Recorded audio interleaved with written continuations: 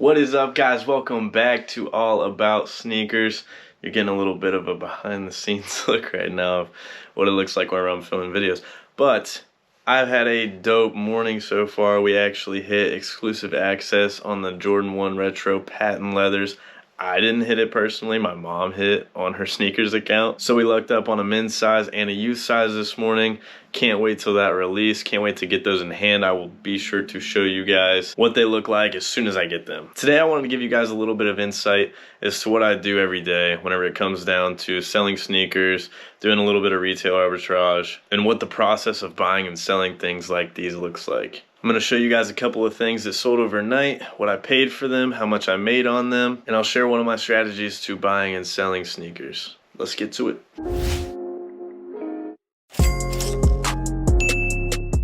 I've already weighed each of these individual items. I've got a couple things that sold on eBay, and then I've got a pair of shoes that I sold on GOAT. Each item has already been weighed. The labels have been printed. I've calculated the exact amount of profit that I made on each item. So let's take a look at them. The first item that sold was this Columbus Blue Jackets hat. It's adjustable. It's a Hockey Fights Cancer edition. Boom. Adjustable on the back. It's Fanatics, not a crazy great brand, but it is recognizable. This is one of the items that I would source from stores like TJ Maxx, Marshalls, or Burlington. I purchased this hat for $4, sold it for $16.99 plus $4.99 shipping. After fees and shipping, I cleared $12.52 in profit. The next item that sold last night was a Montana State Bobcats hat. I got these in a huge haul from TJ Maxx. They had a bunch of these smaller school hats marked all the way down to $1 and $2 a piece. I paid $2 for this one. I actually still have the tag on it. Sold it for $17.99 with free shipping. Cleared $10.31 in profit. Something to keep in mind whenever you're buying hats from certain areas like this. This is a Montana State hat. So where do you think this shipped?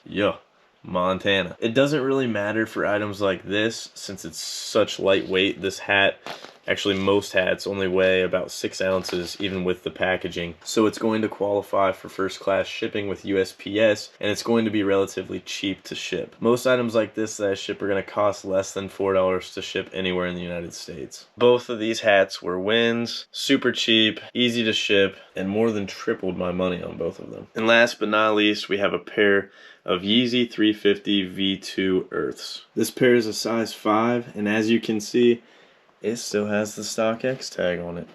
I bought this pair from StockX back in March of 2020. This colorway released shortly before that in February of 2020. I was not able to cop a single pair of these for retail whenever they dropped. My strategy with these was to find the Bay sizes at less than $300 a pair and pull the trigger on as many of them as possible. I used those apps that we've talked about in prior videos, GOAT, StockX, SneakerCon, and I bought as many pairs as I could at that price point. When you're buying and selling in waves like I am, it makes sense to purchase pairs at a low cost like that, throw them in the back of the closet, throw them deep in the inventory, and forget about them for a while, let their value mature, and then sell them later on. It's taken these a while to reach this price point, but they're at a point now where I'm comfortable to sell them. I've taken them to a few shows, and they're priced high enough to where I'm not getting a ton of interest on these at sneaker conventions, so I figured it was time to either move them on eBay or on these resale apps. Now, the cool thing about these is I have proof of whenever I purchased them, how much I bought them for,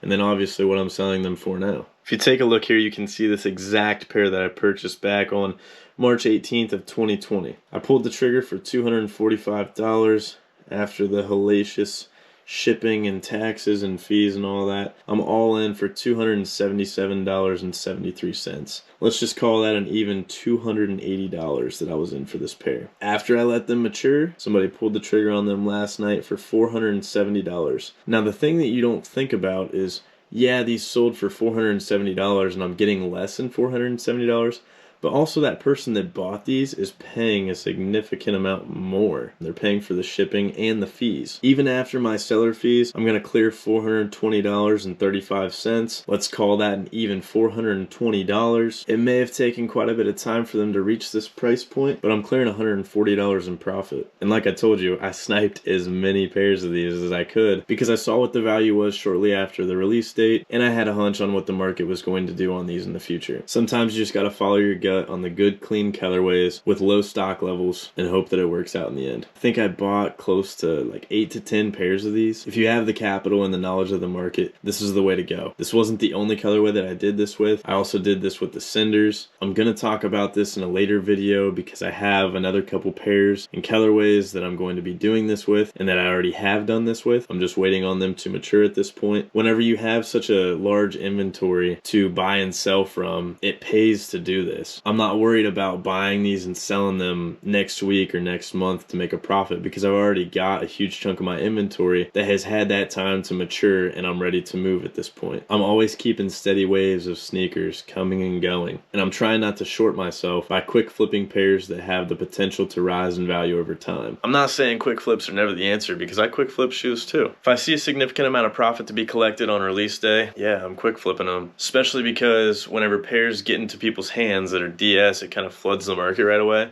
Sometimes you learn more about stock levels after the release day, or you get them in hand and you're like, yo, these are fire. And a lot of people think the same way. I'm not the only one thinking that way. You're not the only one thinking that way. Everybody has similar opinions on shoes whenever they get them in hand. And it could go the other way around. You get a pair in hand and you're like, ooh, these are not what the pictures look like. And you'll see the value drop on them. Supply and demand has the largest effect of the value on sneakers. Sometimes quality and desire play a factor in the value of a pair of sneakers. Part of the reason why I love retail arbitrage and selling sneakers is because it's a side hustle that is rewarding in multiple different ways. I enjoy doing it, it's fun, and I get to make money whether it's while I sleep, while I'm at work, or on my days off. I was off today and I still made $160 doing this. I sold 1 pair of sneakers and 2 hats. It's not even a lot of sales, but that money adds up. That's it for today. I'm gonna get this stuff packaged up and get it to the post office and UPS. If you haven't already, make sure you subscribe. It helps me out a lot. I'm chasing 500 subscribers. Once we hit 500, we've got some big stuff coming. Also,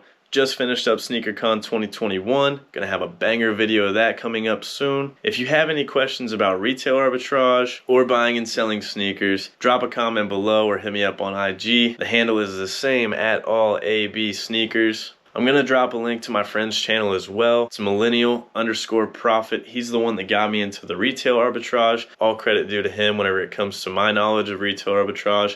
His knowledge is like mine, but on steroids for like 20 plus years. So make sure you give him a follow on Instagram. His handle is the same as well, at millennial_profit. Drop a sub on his channel, scroll down to some of his older videos, and learn how to get started on retail arbitrage. It's a great side hustle if you're willing to put in the work. It kind of goes hand in hand with buying and selling sneakers. And if you're like me, you don't want to miss any opportunity to make money. With all that being said, stick with it, stay tuned, and never forget, this is all about sneakers.